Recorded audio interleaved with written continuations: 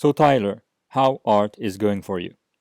It's been a wild couple weeks in the States where some of our leading encyclopedic art museums have decided to sell off parts of their collections in decisions that have been rightly met with a great deal of hostility from critics and audiences and historians. So, as often happens when institutions are letting down the fields they serve, I've just kind of turned to artists and art historians and tried to think about what they do I can find joy in.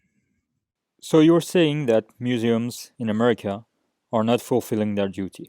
You're referring to the sale of a Jackson Pollock by the Everson Museum. We could also talk about the Philip Gaston exhibition or the issues of the Whitney regarding the See in Black Association. Is that because of the COVID, the lockdown, or the George Floyd events? Or something deeper than that? I think it's different everywhere. I mean, I think that there is, I think it's difficult to identify an overarching failure that holds across Brooklyn and Guggenheim and Baltimore and San Francisco and the Everson at Syracuse and a few others. I do think that some museums are taking advantage of the pandemic to do things that let their donors off the hook in terms of donating money.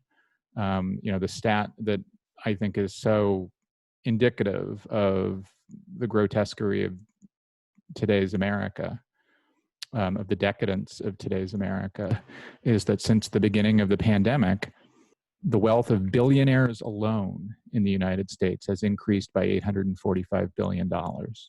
And that's the donor class. That's the art museum donor class, especially. I mean, there are lots of 100 millionaires in the museum donor class too, but billionaires are, the top of the top.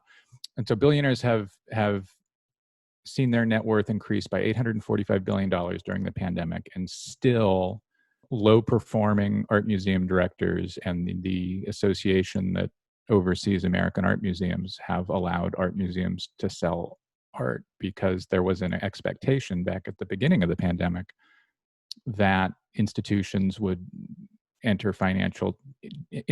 their donors would enter financial distress, which has not happened. Rich people are doing great in America. Rich people are doing great in America amidst a pandemic that has killed 200,000 people here. And yet these museums, instead of extending their